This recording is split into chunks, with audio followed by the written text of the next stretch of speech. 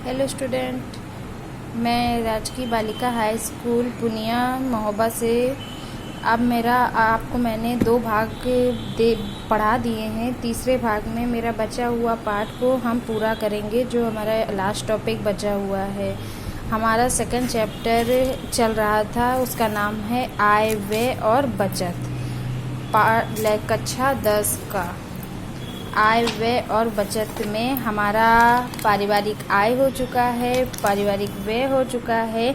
आज का हमारा टॉपिक है परिवार बचत का अर्थ। जो परिवार का मेरा आय और व्यय मैंने आपको 1 और 2 भाग में पढ़ा दिए हैं। हमारे तीसरे भाग में पारिवारिक बचत का अर्थ है।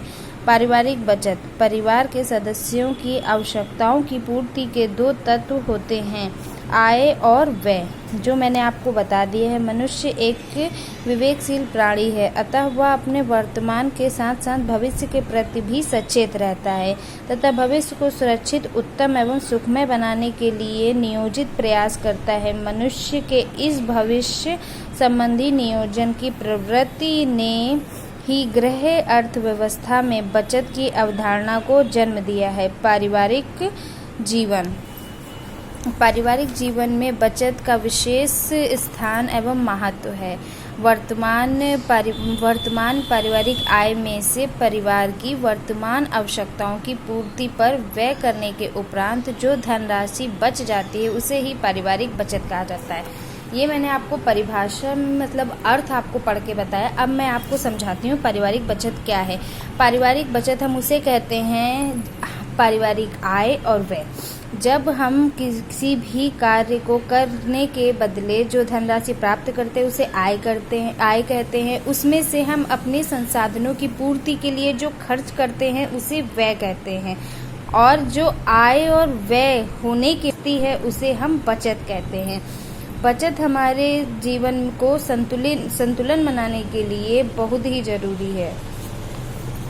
पारिवारिक बचत का महत्व एवं आवश्यकता। वास्तव में बचत का संबंध व्यक्ति एवं परिवार की भावी जीवन से होता है। भावी जीवन अनिश्चित तथा अदृश्य होता है। कोई नहीं जानता कि भविष्य में किसी भी परिवार के समक्ष कौन कौन सी आवश्यकताएं अपने प्रबल रूप में प्रकट हो सकती हैं। अब इन्होंने कहा है पारिवारिक बचत का महत्व एवं आवश्यकता है। तो पारिवारिक बचत की जो महत्व हैं वो भी बहुत सारे हैं एवं आवश्यकताएं भी बहुत हैं।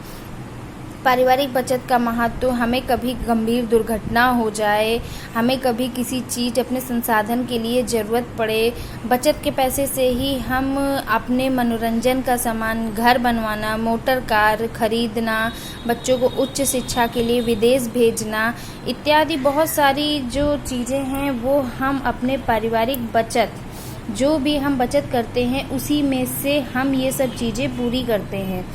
जो हमारा उसकी आवश्यकता है जिस प्रकार हमें अपने घर पर कभी, आपको हम एक पारिवारिक बचत की बात हो रही है तो एक उदाहरण ये भी देते हैं कि कभी कभी हमारा जो भी बजट बना होता है वो मासिक तौर पे बना होता है। कभी कभी हमारे यहाँ ऐसा होता है कि मेहमान आ जाते हैं और घर पे एक निश्चित लास्ट महीने में एक निश्चित धनराशि बची होती है, जो वो हमारे संसाधनों को 4 दिन 5 दिन जितने भी दिन बचे हैं उतने संसाधनों को पूर्ण करने के लिए ही वो धनराशि होती है।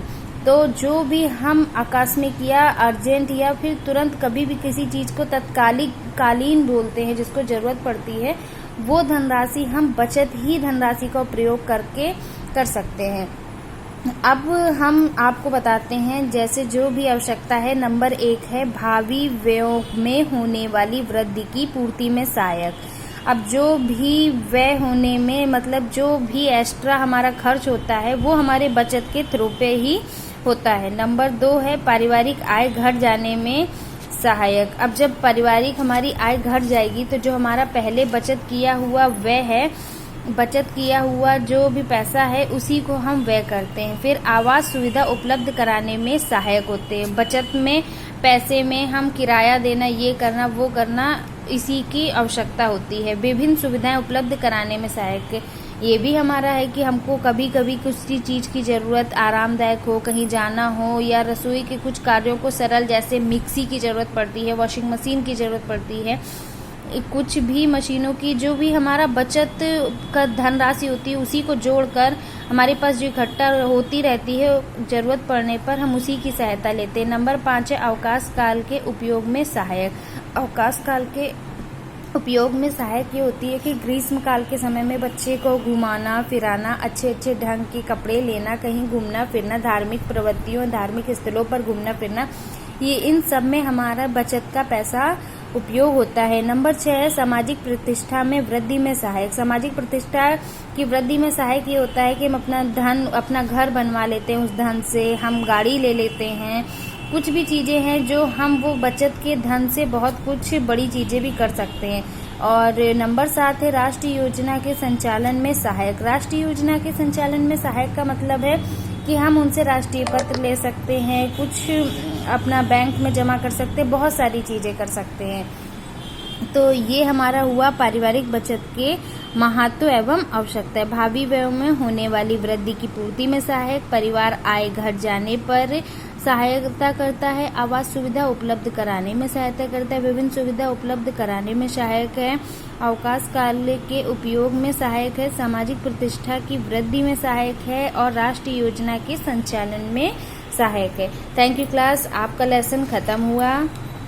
भाग 3 में आपका ये जो सेकंड चैप्टर है आय व्यय और बचत पूर्ण हुआ।